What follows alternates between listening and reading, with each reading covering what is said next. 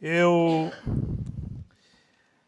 até o domingo passado, eu tinha o tema, tinha um conjunto de passagens, mas ainda estava ali a ponderar qual era o texto que eu iria usar como base. E então, pronto, Deus ajudou-me, com a pregação de Daniel, eu decidi continuarmos em Apocalipse para vermos este tema. E qual é o tema? Qual é a ideia? É nós, como já tem, desde o início do culto, temos estado a meditar e a cantar e a orar e a ler, é sobre esta ideia, como é que Jesus venceu Satanás. Ou seja, já se foi anunciado e nós partimos dessa base. Jesus venceu Satanás. Jesus venceu, ponto.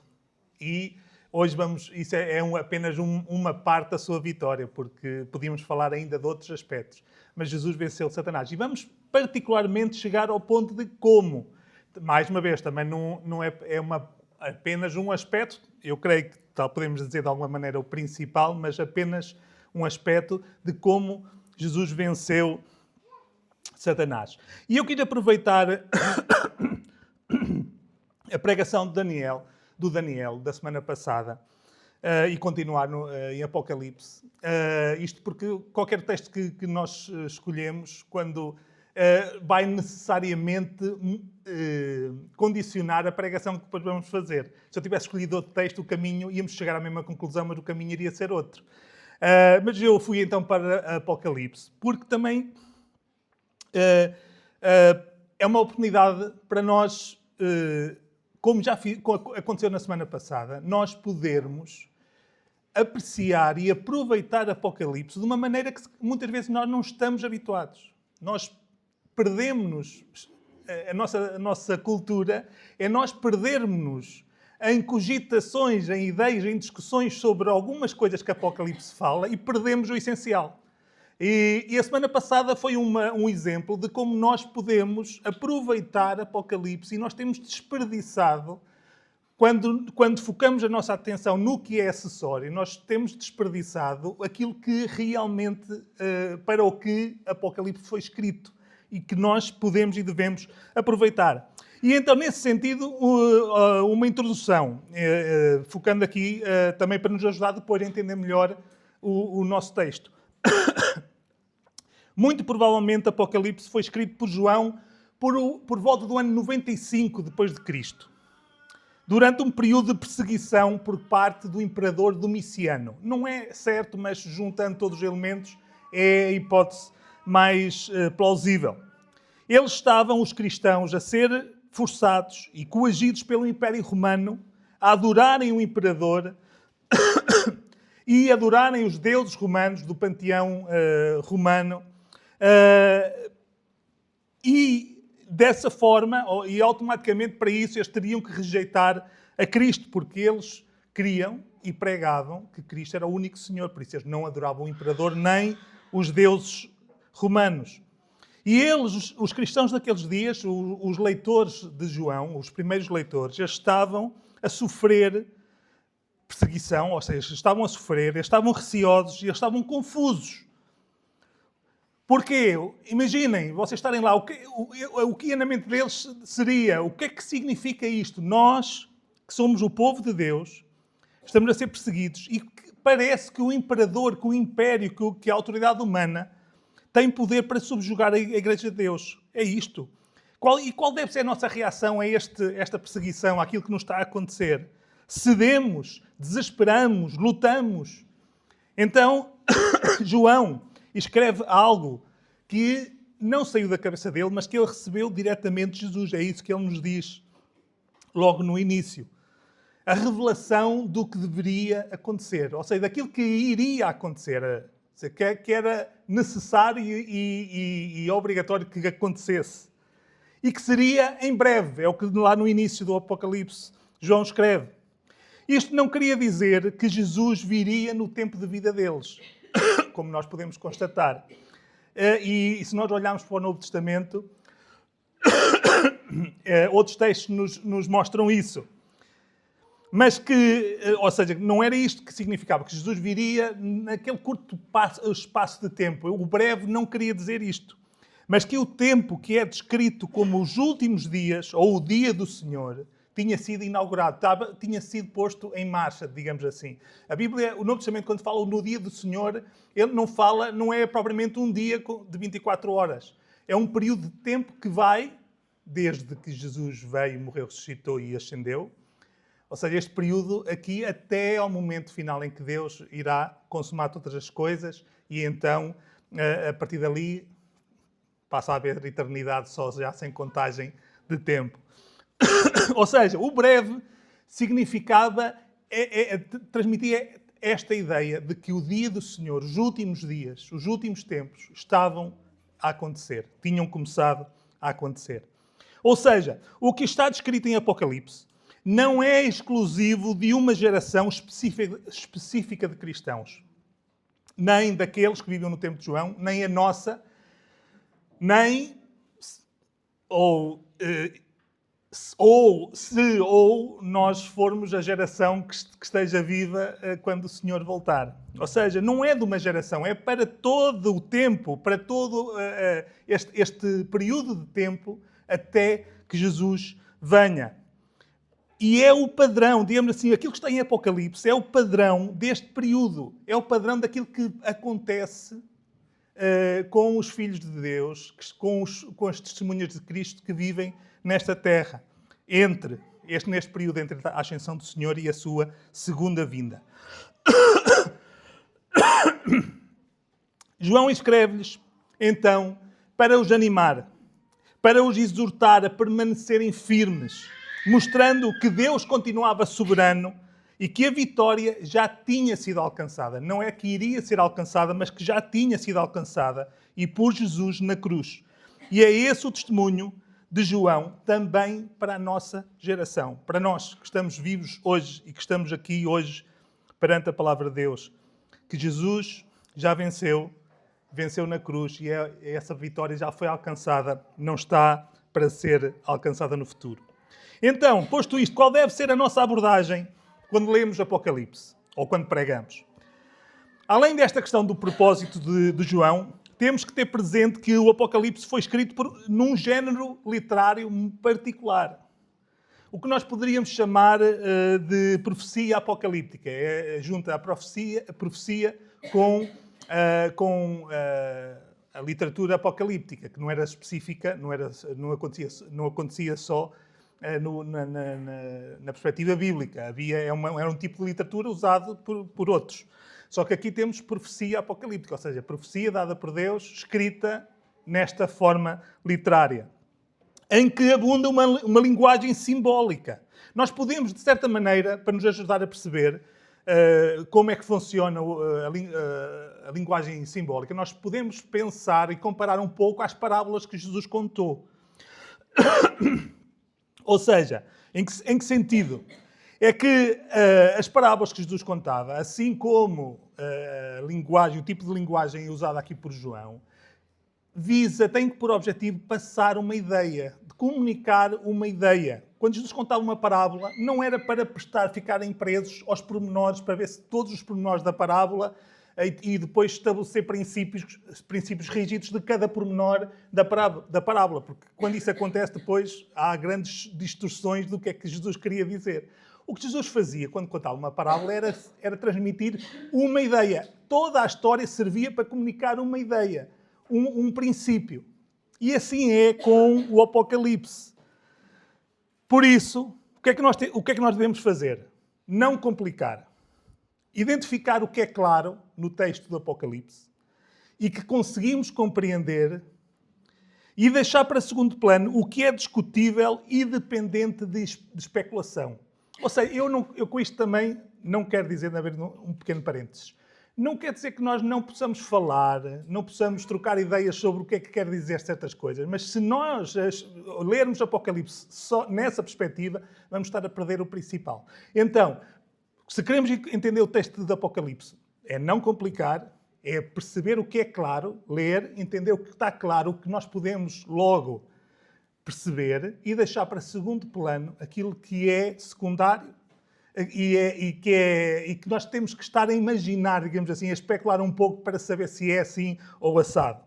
E em segundo lugar, Apocalipse é para ler, é para meditar e é para confiar.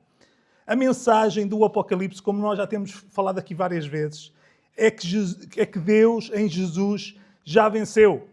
E a concretização dessa vitória já está a acontecer. A concretização, ela tornar-se efetiva, já está a acontecer e ela vai ser plenamente concluída assim que Deus, quando chegar ao fim do tempo que Deus já predeterminou. Então vamos ler Apocalipse 12.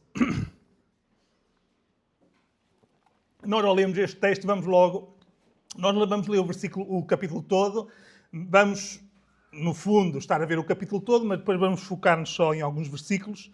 E nós, ao lermos, vamos perceber logo a introdução que eu dei, porque nós vamos logo ver aqui, vamos ler muitas coisas que nós, se não tivermos cuidado, vamos prender-nos aos pormenores e vamos estar, e eu espero não olhar para vocês e, de repente, ver caras de quem já está a viajar para muito longe. Então, capítulo 12 de Apocalipse. Diz assim a palavra de Deus. E viu-se um grande sinal no céu. Uma mulher vestida do sol, tendo a lua debaixo dos seus pés e uma coroa de 12 estrelas sobre a sua cabeça. E estava grávida e com dores de parto e gritava com ânsias de dar à luz. E viu-se outro sinal no céu. E eis que era um grande dragão vermelho, que tinha 7 cabeças e 10 chifres, e sobre as suas cabeças 7 diademas.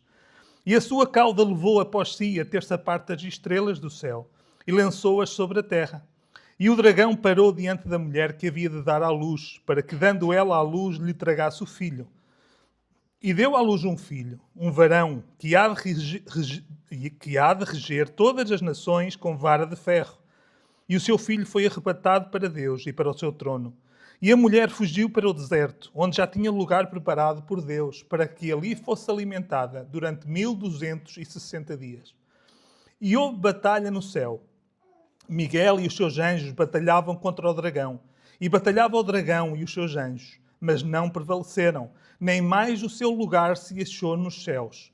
E foi precipitado o grande dragão, a antiga serpente, chamada o Diabo e Satanás, que engana todo o mundo. Ele foi precipitado na terra e os seus anjos foram lançados com ele. E ouvi uma grande voz no céu que dizia: agora é chegada a salvação e a força e o reino do nosso Deus e o poder do seu Cristo, porque já o acusador dos nossos irmãos é derribado, o qual diante do nosso Deus os acusava de dia e de noite. E eles o venceram pelo sangue do Cordeiro e pela palavra do seu testemunho, e não amaram as suas vidas até à morte. Pelo que, alegrai-vos, ó céus, e vós que nele habitais. Ai dos que habitam na terra e no mar, porque o diabo desceu a vós e tem grande ira, sabendo que já tem pouco tempo. E quando o dragão viu que fora lançado na terra, perseguiu a mulher que dera à luz o varão.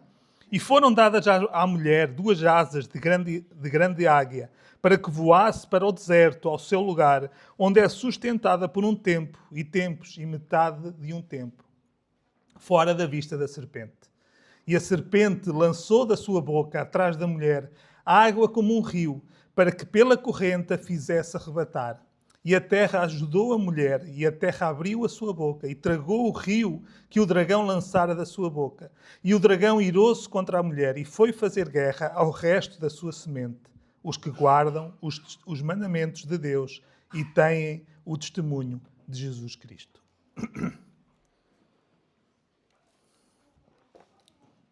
Então vamos seguir este caminho. Vamos primeiro identificar as personagens, não todas, mas as principais aqui, para nos ajudar a entender melhor o texto. O texto começa logo com uma mulher que João diz que estava grávida, com dores de parto, gritando para dar à luz. Ou seja, ela estava ansiosa, ela estava com o sentimento de urgência em dar à luz. Mas para já, nós logo aqui no início não conseguimos perceber quem esta mulher representa. Então vamos deixar um pouco mais para a frente, para as outras personagens vão nos ajudar. Logo a seguir, o texto apresenta-nos um dragão. Este dragão é apresentado como grande e vermelho, ou seja, não é um pequeno dragão, é um dragão grande e com um aspecto temível, horrível. É para transmitir esta ideia. E as cabeças e os chifres falam do seu poder e da sua autoridade, no versículo 4. Mas o texto diz-nos claramente, o dragão é o diabo, é Satanás. Ele dá os sinónimos, que são os vários nomes que são usados na Bíblia para Satanás. E depois diz uma coisa muito interessante. A antiga serpente, no versículo 9. Isto no versículo 9. É o diabo, é Satanás, a antiga serpente. Porquê que esta identificação é importante?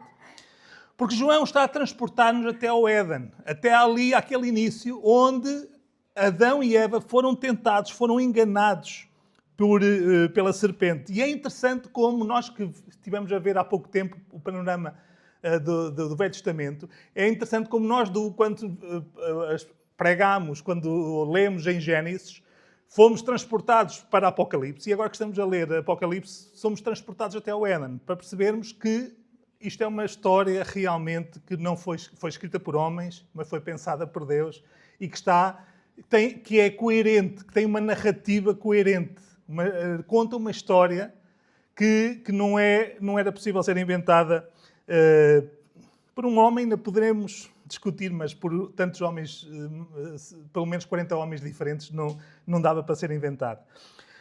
E então João transporta-nos até aquele início onde a serpente enganou Eva e Adão. E onde eles pecaram, porque deram ouvidos às palavras enganosas da serpente. Só isto dava uma outra pregação, refletirmos sobre esta oposição entre as palavras da serpente e a palavra de Deus, que é Jesus, mas não é para hoje. E o objetivo do dragão era tragar o filho da mulher. Mas vemos que ele não conseguiu matar o filho da mulher, ele não conseguiu comer, tragar, destruir, e o filho nasceu. E então nós vemos na sequência do texto é que depois o objetivo do dragão passou a ser perseguir a mulher e a sua descendência, visto que ele não tinha conseguido matar o filho. E então João, o texto nos diz que quem é o filho? O filho da mulher, João não deixa dúvidas de quem é. É Jesus, versículo 5. Jesus, mas atenção, um homem, como hoje já fomos lembrados, é um filho varão, um filho homem. Jesus, a semente da mulher, que lá em Gênesis Deus prometera quando deu o castigo a Eva, mas que deixou a promessa que a semente da mulher esmagaria a cabeça da serpente. É isto que João tem em mente quando está a escrever este texto. Esta semente prometida lá desde o Éden. E que há de reger todas as nações, diz-nos aqui João, todas as nações com vara de ferro.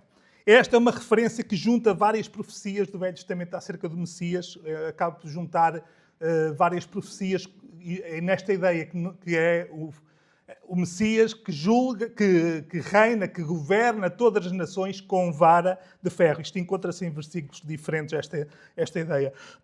E que aponta para o reino global e eterno de Jesus, que foi arrebatado. É interessante aqui as palavras usadas por João, que foi arrebatado para Deus e para o seu trono. Referência à ascensão e entrada de Jesus no céu, como nós hoje já lemos no Salmo 24. O Filho ascendeu ao céu e entrou e sentou-se no trono à direita de Deus. O Rei entrou no céu e foi recebido como tal, a verdadeira entrada triunfal, mais do que aquela em Jerusalém, a entrada triunfal no céu. E Jesus então já reina. O que nos diz João aqui é que Jesus já reina do seu trono nos céus. Ele não entrou lá, não ficou numa sala de espera, ele sentou-se já, ele reina, ele está sentado no trono. E então podemos voltar à mulher. Agora já conseguimos perceber um pouco melhor quem é esta mulher. E então, se olharmos para o início do capítulo, nós vamos perceber que a mulher é o povo de Deus, o povo da aliança que esperava o Messias prometido. Nós podemos, de alguma maneira, dizer que começou lá com Eva e se nós podemos traçar ali, se seguirmos a árvore, a linha genealógica de Jesus, nós vamos já perceber que esta mulher já se pode identificar com o povo de Deus e inclusive com mulheres. Até podemos, nesse sentido, fazer o exercício de pensar em mulheres. Podemos lembrar-nos de Eva. mas depois seguir ali a linhagem, depois vem Noé, antes ainda de chegarmos a Abraão, depois então aí afunila um pouco para um povo específico, quando Deus escolhe Abraão e escolhe Israel, né, a descendência de Abraão, a descendência de Jacó, e então nós podemos pensar em Tamar, como ela é inserida ali também, e como esta ideia da semente e da linhagem vai sendo pintada ao longo do Velho Testamento, até depois chegar a Jesus. Então, aqui no início do capítulo, esta mulher, podemos dizer de uma maneira assim mais simples, mais resumida, que é Israel, que é de onde vem o Messias, de onde nasce o Messias, esta linhagem do povo de Deus. Mas depois, quando o filho nasce, esta mulher a mulher aqui já passa a ser não esta primeira, ou seja, já não simboliza o povo antes do Messias nascer, já simboliza o povo depois, que descende do Messias. Então, nós podemos, de uma maneira também simples, dizer que a primeira referência é a Israel, a segunda referência é a Igreja, é o povo que descende do Messias, que descende da sua linhagem. E então, qual é a história que João está aqui a contar? João está a contar a história da redenção de uma maneira muito simples, muito rápida, mas o que ele tem em mente, nós percebemos que é isso. Deus criou todas as coisas e criou o homem à sua imagem e semelhança. Mas desde o início, Satanás procurou fazer mal ao povo de Deus. Porque é assim que ele se opõe a Deus. Satanás não tem a capacidade, nem a ousadia, de se opor diretamente a Deus no sentido de tentar fazer mal a Deus. Ele sabe que só pode, através do homem, através daqueles que Deus criou para si mesmo. Então é isso que ele tem feito desde o início. Logo no Éden, como já falámos, como serpente, enganando e seduzindo Adão e Eva. Deus então promete um Salvador, um homem da semente da mulher que esmagaria a cabeça da serpente. A partir desse momento, a ação de Satanás tem duas frentes, podemos dizer. Por um lado, procura matar a semente prometida. Se nós olharmos para o caso de Caim e Abel, Caim a matar Abel, se olharmos para o Egito, quando Israel está lá e o faraó e o Egito, na pessoa de faraó, tenta matar os meninos, todos os rapazes, isto parece... O faraó não tinha consciência disto, mas era esta agenda que estava por detrás. Se olharmos para o exemplo de Amã, lá quando aparece o livro de Esther e nós vemos aquela vontade de exterminar o povo de Deus, todos os judeus que existiam. E isto era um campo de ação, mas Satanás tinha outro. E é esse que o texto aqui foca mais. O outro campo de ação era esta ideia de enganar e de seduzir o povo de Deus a pecar. Mas para quê? Qual é o objetivo? Para ter depois com que o acusar na presença de Deus. Nós temos um exemplo disso com Jó, por exemplo. Quando Satanás tenta provocar alguma coisa, Deus a fazer alguma coisa a Jó, porque ele pudesse depois acusar Jó na presença de Deus. De alguma maneira, o diabo tinha acesso à presença de Deus e acusava o seu povo diante dele. Isto também aqui um pequeno parênteses, porque também é parte da motivação para eu falar sobre este assunto. É que nós às vezes lemos estes textos e nós formulamos, isto é natural, nós criamos imagens na nossa cabeça e de coisas que estão para além da nossa compreensão. Nós não sabemos exatamente como é que isto... pelo menos eu falo por mim, se calhar você não tem esse problema, né? Eu imagino logo, crio logo uma imagem de Deus, não que eu consiga, obviamente, de criar uma imagem de Deus, mas da ideia de Satanás aparecer assim um aspecto físico numa sala de audiência. Isto é, pronto, em si mesmo não tem grande mal quem pense isto, mas nós não sabemos como é que isto se processa porque é outra dimensão. Ou seja, Deus e está numa esfera espiritual que nós não sabemos exatamente como é que as coisas funcionam. Mas o que sabemos é que, de alguma maneira, Satanás tinha acesso à presença de Deus e acusava. E é aquilo que João nos diz aqui. É que ele acusava os filhos, o povo de Deus. Acusava de quê? Acusava do pecado. Ou seja, Satanás apelava à justiça e santidade de Deus para que Deus castigasse o seu povo. A ideia que está aqui é que Satanás, é como se Satanás chegasse à presença de Deus e diz: olha, vês, então olha, tu não o castigas. Ele infringiu a lei nisto e naquilo. Ele fez isto, fez aquilo, ele diz isto de ti, ele pensa isto, e tu não fazes nada. Mas Deus cumpriu a sua promessa e enviou Jesus, a semente prometida. É isto que João está aqui a contar. E Jesus então expulsou Satanás do céu, terminando com a possibilidade de ele continuar a acusar o povo de Deus. Agora, o que João diz é que o único campo de ação de Satanás é na terra, porque ele foi lançado na terra. Ele foi expulso do acesso que ele tinha à presença de Deus e agora o seu único campo de ação é na terra. E ele já só pode enganar e seduzir, ainda pode, ou perseguir o povo de Deus.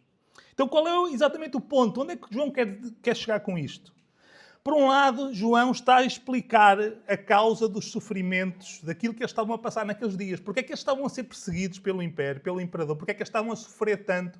Porque é que eles estavam a ser presos? Porque é que os seus bens estavam a ser confiscados? Porque é que eles estavam a sofrer? E João está-lhes a dizer: vocês estão a ser perseguidos e a sofrer porque são povo de Deus. O diabo sabe que tem pouco tempo para tentar perturbar a obra de Deus. Então, vocês são o seu alvo.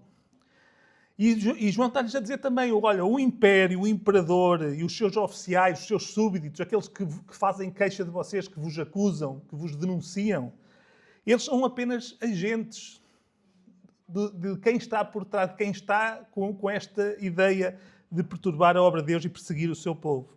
Mas João diz outra coisa que é mais importante ainda. Mas João está-lhes a dizer que a aparente supremacia de Satanás é completamente ilusória. Parece que existe, mas que na prática não existe, não, é apenas ilusória. Porquê? Porque Jesus venceu Satanás. É isso que ele diz no versículo 10 e 11, de uma forma clara. E ouvi uma grande voz no céu que dizia: agora é chegada a salvação e a força e o reino do nosso Deus e o poder do seu Cristo, porque já o acusador dos nossos irmãos é derribado, o qual diante do nosso Deus os acusava de dia e de noite. E eles o venceram pelo sangue do Cordeiro e pela palavra do seu testemunho, e não amaram as suas vidas até à morte. O que João aqui fala é de um facto consumado. Jesus venceu. Ponto de exclamação. Não é um ponto final, é um ponto de exclamação. Jesus venceu. Agora é chegada a salvação. Mas percebam como isto, principalmente nós estamos num contexto, até no que diz respeito depois à aplicação, para nós, não tem a mesma força que tinha para eles, porque nós, graças a Deus, não estamos a ser perseguidos. Nós não estamos a experimentar este tipo de dificuldades. Eles estavam. Então percebam, quando João diz isto, tentem imaginar como é que eles estavam a ler isto. Quando a sua realidade parecia demonstrar o contrário. Mas João está a dizer: agora é chegada a salvação. Agora quando? Será que este agora era agora que João, quando João estava a escrever estas palavras? Ou quando eles estavam a ler? Não era o agora, não queria dizer nesse momento que eles estavam a ler. O agora, neste texto, é mais uma vez a mesma ideia do breve, que breve aconteceria. O agora, neste texto, é o período iniciado com a entrada triunfal de Jesus no céu. Agora, as coisas mudaram. Houve algo que mudou o estado das coisas, o curso. Houve algo que aconteceu e que mudou completamente. Embora baseado, e nós já vamos falar disso, embora nós podemos, na maneira como João está a falar, o momento é quando Jesus entra no céu, mas obviamente nós percebemos que este momento está baseado num imediatamente anterior, que nós já vamos falar. Mas Aqui João está-nos a levar para esse momento em que Jesus entra no céu. O reino de Deus é uma realidade e o seu avanço não pode ser travado. É o que João está aqui a dizer. João está a pintar um quadro. Podemos imaginar um quadro, uma imagem. Nós hoje pensamos mais em termos de vídeo, mas podemos imaginar um vídeo também, em que o que João está aqui a transmitir, a ideia, a imagem que João está a transmitir àqueles crentes lá, é de um exército, é de Cristo à frente do seu exército, o reino de Deus a avançar, Jesus à frente do seu exército a vencer e a rechaçar, ou seja, a empurrar Satanás para trás, a tirar onde ele antes tinha presença ou até domínio. Jesus está a avançar, o reino de Deus está a avançar. E o que João está a dizer aos seus leitores, fazendo a aplicação para a sua realidade, é: não importa se parece que o diabo está a ganhar a batalha aqui na terra. Ele já perdeu onde a batalha era decisiva, no céu. Ele já perdeu. Ele já foi expulso. Por isso, aquilo que vocês estão a ver agora, neste momento, é apenas o reflexo do seu desespero. Ele sabe que já não tem mais tempo. Ele está desesperado, ele está cheio de ira e por isso procura o vosso mal. E então chegamos ao ponto onde eu gostaria que nós ficasse a nossa mente. Como é que Jesus venceu? Porque aqui o texto não nos descreve exatamente o como. Ou seja, descreve naquela parte que Jesus entrou no céu e expulsou o diabo. Mas a vitória não está exatamente nesse momento. Ou melhor, a vitória começa antes. Mas o que é que vem à nossa mente quando nós pensamos nisto? Jesus vencer Satanás, Jesus esmagar a cabeça. Eu não sei, mas eu falo por mim, mais uma vez, eu por causa das vezes da maneira como eu penso, é que eu também penso na pertinência de alguns assuntos, né? Aqui eu falar sobre isto, é porque eu já me identifiquei que às vezes, quando penso nesta ideia de Jesus vencer Satanás, a minha mente viaja para uma espécie de uma luta cósmica, tipo super-herói, um super-herói contra um super-vilão. E não é isto que está aqui em causa. Não foi assim que Jesus venceu. Como é que poderia ser se nós vemos que a vitória foi alcançada na cruz? Como é que Jesus poderia estar a vencer Satanás nestes termos? João usa, até no texto, ele usa aqui a imagem do arcanjo Miguel, no versículo 7, a lutar, e os seus anjos, a batalharem contra o diabo e os anjos do diabo, os anjos caídos.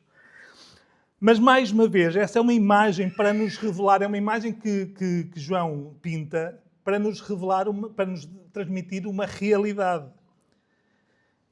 Que a ordem de expulsão de Satanás foi executada. Ele foi posto fora. Ou seja, não significa... Eu não sei o que é que se passou. Mais uma vez, não estou a dizer que não houve alguma coisa, mas não significa necessariamente que os anjos andavam lá... Pelo menos, mais uma vez, é o que vem à minha mente. São os anjos a batalharem com espadas no meio do universo. Quer dizer, mais uma vez, eu não sei o que é que se passou exatamente, mas a nossa mente viaja geralmente para aí. O que João estava a querer transmitir é que o diabo foi expulso. Ele foi fora daqui e não conseguiu resistir. Ele teve que sair mesmo. É isso que João está a dizer. E eu não estou a dizer também que Jesus vencer Satanás apenas pelo uso do seu poder não fosse possível ou não fosse justo. Ou seja, se Jesus apenas usasse o seu poder, como ele usou quando foram para prender, ele disse, eu sou, e os homens automaticamente caíram Então, quem criou todas as coisas só por dizer aconteça, não tem poder para fazer tudo. Tem. E não tem legitimidade. Tinha, se Deus decidisse isso. Mas o que eu estou a dizer é que o que Deus nos mostra aqui, na sua palavra, é algo mais espetacular do que simplesmente Deus usar o facto de ser todo-poderoso, de usar o seu poder. Deus não usa apenas o seu poder. O que Deus nos está aqui a mostrar é que Jesus não venceu o diabo num ringue de luta, de qualquer tipo de luta. Jesus venceu num tribunal. Jesus venceu no tribunal. E isto está subtilmente implícito aqui no texto, no versículo 11, quando diz, E eles o venceram pelo sangue do Cordeiro. João alude a esta realidade nesta expressão, o sangue do Cordeiro. E isto remete-nos, daí, se nós nos lembrarmos da pregação de Daniel na semana passada, bem-aventurados aqueles que lavaram as suas vestes no sangue do Cordeiro. É a mesma expressão, é a mesma ideia. Porque é que eles tinham acesso à cidade? Tinham direito a aceder à cidade porque lavaram as suas vestes no sangue que tinha sido vertido, como vimos na semana passada, fora da cidade. É esta a ideia. A vitória, como também o Samuel lembrou há pouco antes da ceia, a vitória não foi alcançada pela força, mas pela fraqueza. E eu aqui, fraqueza, quero pôr umas aspas, porque é a fraqueza aparente de Deus. Foi a fraqueza de Deus, a fraqueza entre aspas, que é mais poderosa do que a força do homem ou do que a força do diabo. Foi a fraqueza, a aparente fraqueza, e a fraqueza real no sentido da humilhação que Jesus suportou na cruz. Foi a fraqueza que venceu Satanás. Ao derramar o seu sangue, ao morrer, Jesus venceu. E Jesus, como eu estava a dizer há pouco, Jesus venceu no tribunal. O que estava a acontecer ali era um tribunal. O que aconteceu na cruz foi... Aí está, eu vou falar apenas de um aspecto, porque também foi um altar. A cruz também foi um altar, mas a cruz foi um tribunal. Então vamos só, para complementar este texto, vamos a Colossenses. Colossenses capítulo 2. Outro dos textos que eu poderia ter, eu também cheguei a pensar no texto que o Samuel leu na ceia, também, mas cada um dos textos apresenta um tópico, uma ênfase diferente, por isso nós conseguimos completar o quadro. Nós só vamos a 2 textos hoje, mais em concreto, mas estes 3 textos e outros ainda que poderíamos pensar, como quando João diz que Jesus veio para destruir as obras do diabo, quando Jesus também disse, antes de ser preso, disse que agora iria ser julgado também, que o diabo ia ser julgado. Ou seja, nós tínhamos outros textos a que poderíamos recorrer, mas vamos só focar-nos nestes 2. Então, Colossenses 2, 13 a 15, diz assim: E quando vós estáveis mortos nos pecados e na incircuncisão da vossa carne, vos vivificou juntamente com ele, perdoando-vos todas as ofensas, havendo riscado a cédula que era contra nós nas suas ordenanças, a qual de alguma maneira nos era contrária, e a tirou do meio de nós, cravando-a na cruz, e despojando os principados e potestades, os expôs publicamente, e deles triunfou em si mesmo. Ou seja, o que é que Colossenses nos diz? Havia uma dívida. Havia uma dívida. Isso é um facto que a gente não consegue fugir. E nós não conseguíamos, porque nós não conseguíamos cumprir a lei de Deus. Por isso, estávamos em falta. Nós ficávamos aquém. Não conseguíamos alcançar o padrão de Deus, a lei de Deus. Então estávamos em dívida. E Satanás tinha base para exigir de Deus, se não acontecesse mais nada, Satanás tinha base para exigir de Deus a nossa condenação, o nosso castigo. E era isso que ele fazia. Ele tinha acesso à presença de Deus para acusar os servos de Deus, o povo de Deus. Mas o que nos diz aqui Colossenses? É que Jesus cancelou a nossa dívida. Como? Pagando-a. Jesus na cruz pagou com a sua própria vida esta dívida. Na cruz, Jesus era o réu. Ele era o réu no tribunal de Deus. O que estava a acontecer ali era um julgamento, era uma sessão de tribunal, e Jesus foi achado culpado, não porque ele tivesse pecado, mas porque ele carregou o pecado, o nosso pecado. E então ali, Jesus pagou a dívida, ele cancelou a nossa dívida, pagando. E ao pagar, o que é que nos diz no versículo 15, aqui Colossenses? É que ao pagar a nossa dívida, Jesus despojou o diabo das suas armas. E aqui está-se a referir aos principados e potestades. mas implicitamente são aqueles que seguem Satanás. Está-se a referir também a Satanás. Ao pagar a nossa dívida, Jesus tirou as armas. Esta despojar a ideia de desarmar o adversário, o inimigo. Até ali, Satanás tinha o que argumentar. Tinha a dizer, olha, vem, esta dívida está por pagar. Esta dívida ainda não foi saldada. Como é que tu, sendo um Deus justo e santo, podes permitir que homens não paguem a sua dívida? Então, Jesus, ao morrer na cruz, ele retirou esta arma. Ele saldou a dívida daqueles que são o povo de Deus e ele despojou Satanás desta arma que ele tinha.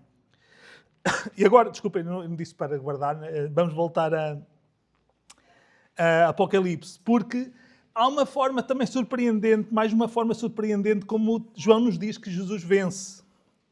E está no versículo 11. E eles o venceram pelo sangue do Cordeiro e pela palavra do seu testemunho e não amaram as suas vidas até à morte.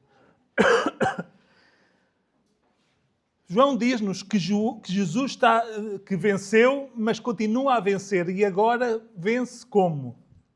Vence através dos seus discípulos. Quando João diz aqui, eles venceram. Ou seja, ele está a falar daqueles que, à partida, parece que ele está a falar daqueles que foram mortos por causa do seu testemunho.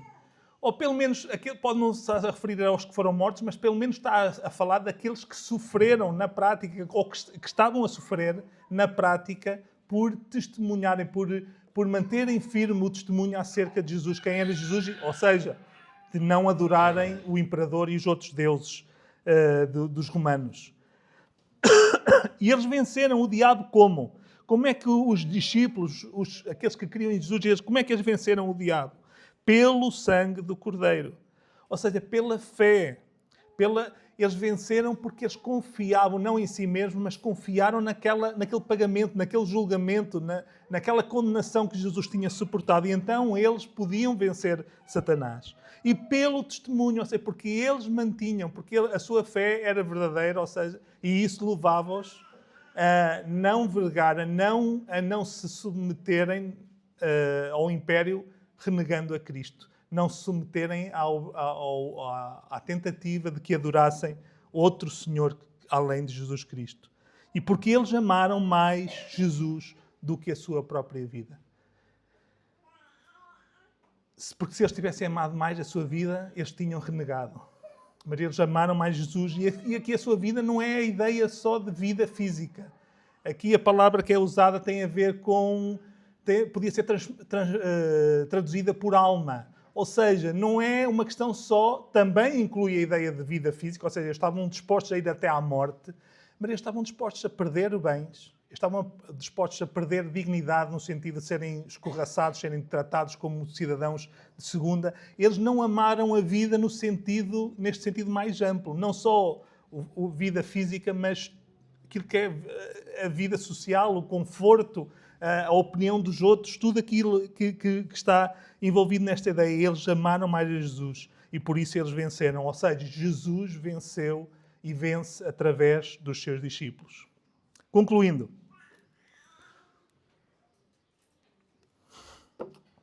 E trazendo algumas implicações, ou seja, aplicações para nós. Em primeiro lugar, a base do reino de Deus é a justiça. Isso é o que nos diz Salmo 89. Não só, mas diz que, não vamos lá só por uma questão de tempo, mas que a base do trono de Deus é a justiça e que a misericórdia vai adiante do seu rosto. Deus é justo. Deus não governa de forma arbitrária, só porque tem todo o poder. Por isso era uma das tragédias se Deus fosse um Deus todo-poderoso, mas que não fosse bom ou não fosse justo. Ele iria reinar como muitos homens reinam quando têm poder. Ele reinaria de forma arbitrária, só porque lhe apetecia. E Deus não reina dessa forma. Ele é justo e tudo o que ele faz é segundo a sua justiça. Mas isto tem duas perspectivas. Ou seja, isto tem más notícias e boas notícias. Isto são más notícias, o facto de Deus ser justo e reinar segundo a sua justiça. Porque se ele fosse arbitrário, Nós ainda podíamos, por um lado, depender da sorte. Olha, pode ser que eu tenha sorte e que Deus decida, olha, este aqui passa. Mas Deus não é arbitrário. Deus age segundo a sua justiça. E isto são más notícias porquê? Porque todo e cada um de nós está condenado no tribunal de Deus à partida. Todos nós ficamos aquém. Todos nós temos uma dívida. A partir do momento que nascemos, nós começamos a pecar. Estamos longe de Deus. E são más notícias porque nós vamos ser condenados no tribunal de Deus. Se nos apresentarmos sozinhos diante de Deus, nós não temos hipótese de subsistir. Estamos justamente condenados. Só que o facto de Deus ser justo e agir com justiça são boas notícias. Porque Deus, sabendo da nossa incapacidade em cumprir a sua lei, nos deu Jesus. Jesus é a nossa justiça. Ele cumpriu.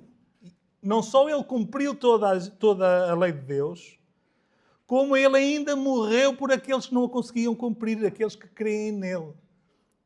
Então, Jesus é a nossa justiça. Por isso nós podemos confiar, nós sabemos que se estamos em Jesus, Deus não nos condenará. Isto dá-nos confiança, porque Deus é justo e Ele age segundo a sua justiça. Em segundo lugar, nós hoje não temos um acusador no céu. O nosso acusador foi expulso. Ele não está diante de Deus. Ele não tem hipótese de nos acusar diante de Deus. Mas não termina aí. É que o texto não nos diz que Jesus foi simples. Jesus entrou e pronto. Que o diabo foi expulso e só foi isso. Não. Houve uma troca, não me entendam mal. Jesus já estava lá antes de ter vindo à Terra. Mas quando o diabo saiu porque Jesus entrou. Porque Jesus se entrou no trono, o diabo foi expulso. E o que é que nos diz Hebreus? É que hoje nós não temos um acusador, temos um advogado na presença de Deus. Nós temos um sumo sacerdote, alguém que intercede por nós, que advoga em nosso lugar. Alguém que é Ele mesmo aquele que pagou. Então nós não temos um acusador, mas temos um advogado, um defensor diante de Deus. Como nós já lemos hoje em Hebreus. E em terceiro lugar, isto também quer dizer que Jesus vence através de nós. Hoje em dia, nós, os seus filhos, nós, os que temos o testemunho do Evangelho. Jesus vence quando nós vivemos, quando nós não amamos a nossa vida mais do que a Ele e quando nós mantemos o testemunho. Não necessariamente ou sempre quando falamos, estamos a falar de uma perspectiva ampla também. Quando nós vivemos com os nossos olhos postos em Cristo, segundo a sua vontade, segundo a vontade de Deus. E quando nós também, quando é necessário, quando temos a oportunidade, quando nós testemunhamos audivelmente, Jesus está a vencer, está a concretizar a sua vitória. Ele já venceu, mas Ele está a pôr em prática, está a fazer avançar o seu reino dessa forma, quando nós testemunhamos também. E é por isso, por causa destas realidades também, que nós hoje em dia, nós não precisamos ter medo das guerras, das confusões, do que é que... Eu sei que por vezes pode parecer muito complicado aquilo que está a acontecer no mundo. E nós, o que é que vai ser, o que é que vai acontecer, o que é que vai ser dos nossos filhos quando eles crescerem, que mundo é que eles vão ter? Nós não sabemos. O que nós sabemos é que a realidade que João transmitiu àqueles nos seus dias é a mesma para nós. Deus continua a reinar. Deus continua a reinar segundo a sua justiça. E nós temos quem nos defenda na presença do Pai. Ou seja, as coisas não estão a acontecer por acaso. Nós não estamos sozinhos. Nós não estamos desprotegidos. Nós estamos nas mãos de Deus e temos Jesus a interceder por nós. Então, aconteça o que acontecer e o que venha a acontecer no tempo dos nossos filhos, Deus continuará a reinar e a implementar o seu reino, e o seu reino a crescer até ao dia em que Ele disser é hora e Jesus voltar. E a pergunta para nós, para terminarmos, é: o que é que tu amas mais? O que é que nós amamos mais? Será que nós amamos mais a nossa vida? Estamos mais preocupados com uma perspectiva humana, mundana até das coisas, ou nós amamos mais a Cristo, aquele que se apresentou diante do tribunal de Deus, que pagou pelos pecados do seu povo e que hoje está à direita do Pai para interceder, para advogar em nosso favor. O desafio é para que nós, à luz de Apocalipse e do resto da palavra de Deus, possamos ajoelhar-nos perante Deus, para que possamos reconhecer quem Ele é, aquilo que Ele tem feito e possamos descansar na provisão que Ele nos deu, na provisão que é Jesus. Que assim seja.